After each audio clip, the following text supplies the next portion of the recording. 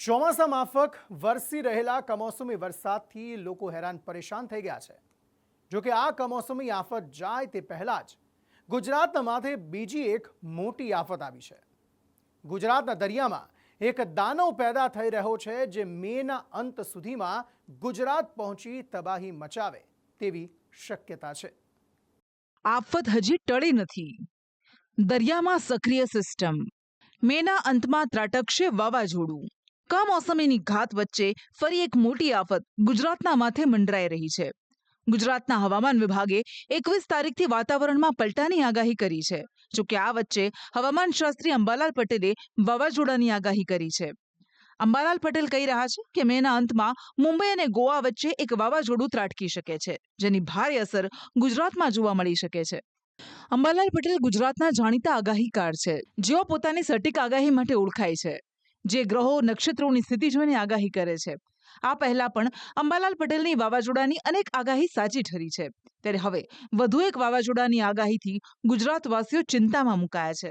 મુંબઈ અને ગોવા વચ્ચે એક સિસ્ટમ બની રહી છે।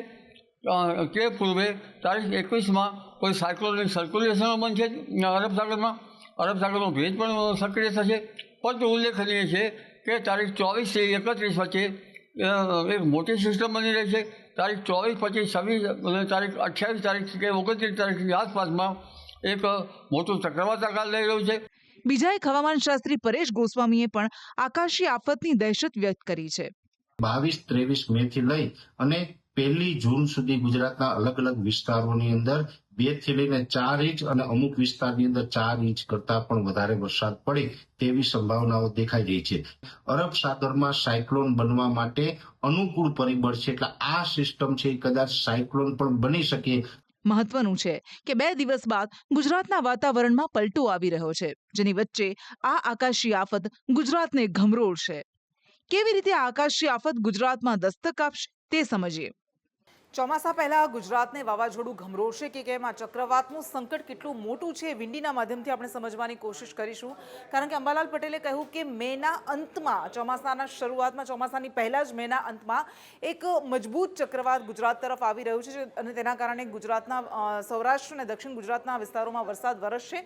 તો સૌથી પહેલા આજે અમે આપણે બતાવી રહ્યા છીએ વિંડીમાં 23 તારીખનો આ સમય છે અને જ્યારે એટલે કે આવતા અઠવાડિયાની વાત છે કે જ્યારે અરબી સમુદ્રમાં આ એક આખી સિસ્ટમ સક્રિય થઈ છે અને ધીમે ધીમે એ ભારતનો આ જે આખો વેસ્ટ કોસ્ટ છે તે તરફ આગળ વધી રહી છે। એટલે કર્ણાટક અને કોંકણના દરિયા કિનારે આ સિસ્ટમ આગળ વધશે અને ત્યારબાદ જો એ ઉત્તર ગતિમાં આગળ વધે છે તો ગુજરાત અને મહારાષ્ટ્રના દરિયા કિનારે ત્રાટકશે એવી સંપૂર્ણ શક્યતા છે। પરંતુ સ્થિતિ શું બતાવી રહી છે આપણે સમજાવવાની કોશિશ કરીશું। આ 23 તારીખનો સમય છે અને જેમ જેમ આ સિસ્ટમ આગળ વધી રહી છે, સમય જઈ રહ્યો છે, તેમ તેમ એ ગુજરાત તરફ, વેસ્ટ કોસ્ટથી ગુજરાત તરફ આવી રહી છે અને એની અસર વર્તાવાની શરૂઆત એ 24-25થી થશે અને તેના કારણે ગુજરાતના આ વિસ્તારોમાં, આ દક્ષિણ ગુજરાત અને સૌરાષ્ટ્રના વિસ્તારોમાં વરસાદ વરસશે। આ 26 તારીખનો સમય છે કે જ્યારે આ દક્ષિણ ગુજરાતમાં તેની અસર દેખાઈ રહી છે અને આ સિસ્ટમ વધારે ને વધારે મજબૂત બની રહી છે। જો કે હજુ એ દરિયામાં કેટલો સમય રહેશે અને તેના કારણે ચક્રવાતમાં પલટાશે કે કેમ, એ દરિયામાં જેટલો સમય રહેશે એના પર ડિપેન્ડ કરે છે। પરંતુ સાયક્લોનિક સર્ક્યુલેશન બની રહ્યું છે અને ડિપ્રેશન બનશે, ત્યારબાદ એ વધારે મજબૂત થશે। આ સમય જે અમે આપણે બતાવી રહ્યા છીએ આ 28 તારીખનો સમય છે અને એક્ઝેક્ટલી 28 થી 31 તારીખનો સમય છે કે જ્યારે એ ગુજરાતના દરિયા કિનારાની નજીક પહોંચી રહ્યું છે, મહારાષ્ટ્ર અને ગુજરાતના દરિયા કિનારે। આજે અમે આપણે બતાવી રહ્યા છીએ આ એ સિસ્ટમ છે, એ વાવાઝોડું ચક્રવાતમાં પરિણમે છે અને ત્યારબાદ 31 તારીખનો સમય જેમ નજીક આવશે એમ એ ગુજરાતના સૌરાષ્ટ્ર તટ પર, સૌરાષ્ટ્ર કોસ્ટ પર ટકરાવવાની શક્યતાઓ દેખાઈ રહી છે। એટલે આ જે અમે આપણે બતાવ્યું આ 31 તારીખનો રાતનો સમય છે કે જ્યારે આ વાવાઝોડું એ બનશે, ચક્રવાત બનશે એવી સંભાવના છે અને ગુજરાતના દક્ષિણ ગુજરાત અને સૌરાષ્ટ્રના ભાગને સૌથી વધારે અસર કરશે।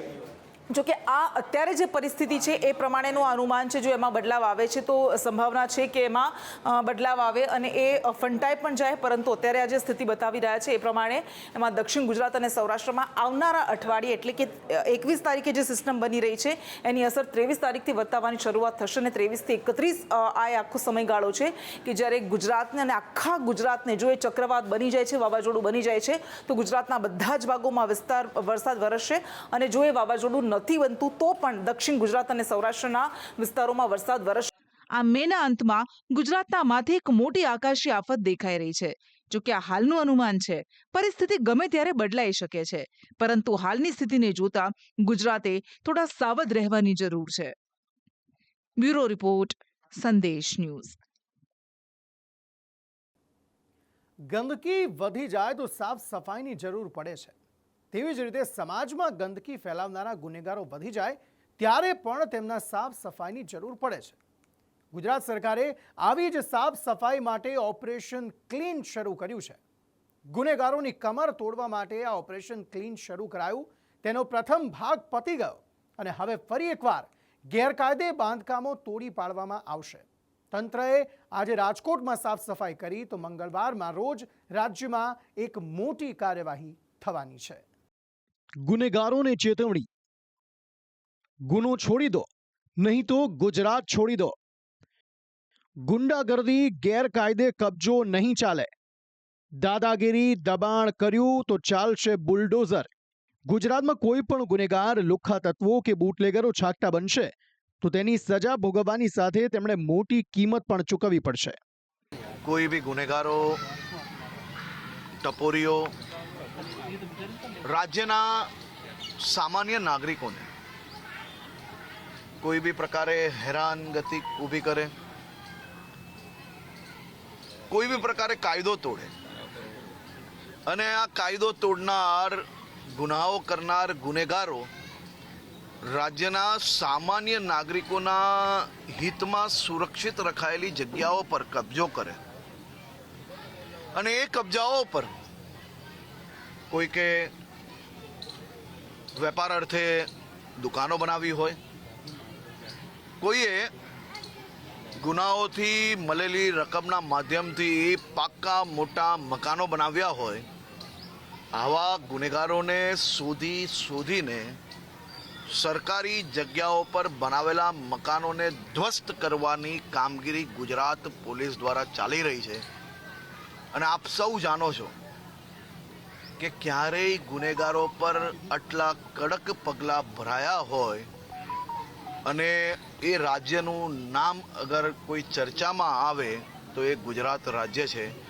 આ દ્રશ્યો તેનો પુરાવો છે. આ દ્રશ્યો છે રંગીલા શહેર રાજકોટના, જ્યાં પોલીસ અને પ્રશાસને 38 આરોપીઓનું લિસ્ટ તૈયાર કર્યું હતું, જેમાં હત્યા, લૂંટ, ચોરી, પ્રોહિબિશન અને ગેરકાયદે કબજો કરનારા તત્વો સામેલ હતા. આ 38 ગુનેગારોના 55 જેટલા ગેરકાયદે બાંધકામ તંત્રએ તોડી પાડ્યા છે. રાજ્યભરમાં અસામાજિક તત્વો ઉપર દાદાનું બુલડોઝર ફરી વળી રહ્યું છે અને રાજકોટના અલગ અલગ વિસ્તારની અંદર ચિહ્નિત કરેલા લગભગ 38 કરતાં વધુ અસામાજિક તત્વો છે, તેમના ગેરકાયદે રહેઠાણો છે, તેના ઉપર અત્યારે શહેર પોલીસ દ્વારા બુલડોઝર ફેરવવાની કામગીરી છે તે કરવામાં આવી રહી છે. શહેરના પશ્ચિમ વિસ્તાર રૈયા ખાતે આવેલા અસામાજિક તત્વોના અલગ અલગ જે ગેરકાયદે બાંધકામો છે, રહેઠાણો છે, તેના ઉપર અત્યારે આપ જોઈ શકો છો કે જેસીબી વડે તોડફોડ છે તે કરવામાં આવી રહી છે. દાદાનું બુલડોઝર અસામાજિક તત્વોને નેસ્તો નાબૂદ કરવા માટે અત્યારે શરૂ કરી દેવામાં આવ્યું છે. રાજકોટના રૈયા ગામ, રૈયાધાર સ્માર્ટ સિટી વિસ્તારમાં લુખ્ખાઓના ગેરકાયદે બાંધકામ તંત્રએ તોડી પાડી 6.52 કરોડથી વધુની જમીન ખાલી કરાવી છે.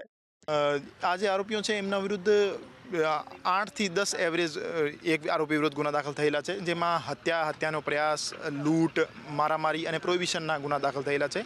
ભવિષ્યમાં પણ જે વારંવાર ગુના કરવાની ટેવવાળા આરોપીઓ છે એમના વિરુદ્ધ પણ આ જ રીતે કાર્યવાહી કરવામાં આવશે. સર, જે પ્રકારે કાર્યવાહી થઈ રહી છે, કોઈ વિરોધ થઈ રહ્યો છે, પોલીસ બંદોબસ્ત કઈ રીતનો છે અને કયા કયા વિસ્તારમાં કાર્યવાહી કરવામાં આવશે? યુનિવર્સિટી પોલીસ સ્ટેશનના રૈયાધાર અને જે આ નવી રિંગ રોડ છે આની આજુબાજુના દબાણો દૂર કરવામાં આવી રહ્યા છે. આ બાબતે શરૂઆતથી જ અટકાયતી પગલાં લઈ લેવામાં આવેલ હતા અને તમામ પ્રિવેન્ટિવ મેજર્સ લઈ લેવામાં આવેલ હતા. એના કારણે કોઈ વિરોધ જેવી અત્યારે એક્ટિવિટી દેખાતી નથી અને ભવિષ્યમાં પણ આ જ રીતે જે સરકારી જગ્યા છે આમાં પણ દબાણો દૂર કરવાની કાર્યવાહી આ જ રીતે ચાલુ રહેશે. રાજકોટમાં ગુંડા તત્વો સામેની કાર્યવાહી બાદ ગૃહ રાજ્યમંત્રી હર્ષ સંઘવીએ નિવેદન આપ્યું કે છેલ્લા 3 મહિનાની અંદર ગુજરાત પોલીસ અનેક ગુનેગારોની શાન ઠેકાણે લાવી ચૂકી છે. છેલ્લા 3 મહિનાની અંદર આવા અનેક ગુનેગારોની શાન ઠેકાણે પાડનાર પોલીસનું નામ ગુજરાત પોલીસ છે અને આજે રાજકોટ પોલીસ દ્વારા આવા 38 ગુનેગારોના 38 મકાનો ધ્વસ્ત કરીને 2800 મીટર ત્યાંની પોશ એરિયાની જગ્યા એ રાજ્યના નાગરિકોના હિતમાં, રાજ્યના નાગરિકોની સેવામાં ખુલ્લી મૂકવામાં આવશે. મહત્વનું છે કે થોડા દિવસો પહેલા ઇતિહાસની સૌથી મોટી કાર્યવાહી બાંગ્લાદેશી ઘૂસણખોરો સામે અમદાવાદના ચંદોળા તળાવમાં કરવામાં આવી હતી. જોકે હવે આ કાર્યવાહીનો બીજો તબક્કો 20 મે મંગળવારથી શરૂ થઈ રહ્યો છે, જેને લઈને શહેર પોલીસ અને પ્રશાસને તૈયારીઓ પૂરી કરી લીધી છે. આજે ચંડોલા વિસ્તારમાં જે ડિમોલિશનનો જે ફેઝ 2 છે એ કરવા માટેની આજે ચર્ચા થઈ મ્યુનિસિપલ કમિશનર શ્રી અને એની ટીમો સાથે અને આપણા પોલીસ અધિકારીઓ સાથે. આવતીકાલથી 20 મઈથી આ ફેઝ 2 શરૂ થશે. અગાઉ 29 અને 30 એપ્રિલે ફેઝ 1 થયા હતા. આ તમે જુઓ, ચંડોલા તળાવ જે છે ઘણા ટાઈમથી બાંગ્લાદેશીઓના એવો ઠેકાણો જેવો બની ગયો હતો.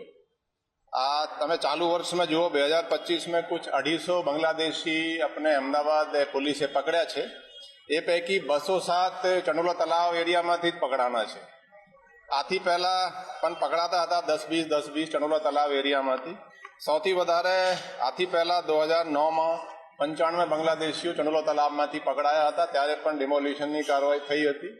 આ વખતે પણ ફેઝ 1 થઈ ગયા છે. ફેઝ 2 જે છે એ હવે આખા ચંડોલા તળાવને જે એરિયા છે એને તળાવને સાફ કરવા માટેનો આવતીકાલથી બધા આયોજન થઈ ગયા છે. ઓપરેશન ક્લીનના પાર્ટ 2 માટે ચંડોળા તેમજ આસપાસના વિસ્તારમાં ચુસ્ત પોલીસ બંદોબસ્ત ગોઠવવામાં આવશે. ચંડોળામાં ડિમોલિશન પાર્ટ 2 માટે 26 એસઆરપીની ટીમ તૈનાત કરાશે. ગુજરાત પોલીસના 2 જેસીપી, 6 ડીસીપી સહિત 3000 જવાન હાજર રહેશે. તંત્રે પહેલા તબક્કામાં 1.5 લાખ ચોરસ મીટર વિસ્તારમાં ડેમોલિશન હાથ ધર્યું હતું, ત્યારે આ બીજા તબક્કામાં 2.5 લાખ ચોરસ મીટરમાં દબાણ હટાવાશે. મંગળવારની સવાર પડતા સૂરજની પહેલી કિરણ સાથે આ કાર્યવાહીનો પ્રારંભ થશે. ગુજરાત સરકારે ગુંડા તત્વોને પહેલાથી જ ચેતવણી આપી હતી કે ગુનાખોરી છોડી દો, નહીં તો ગુજરાત છોડી દો.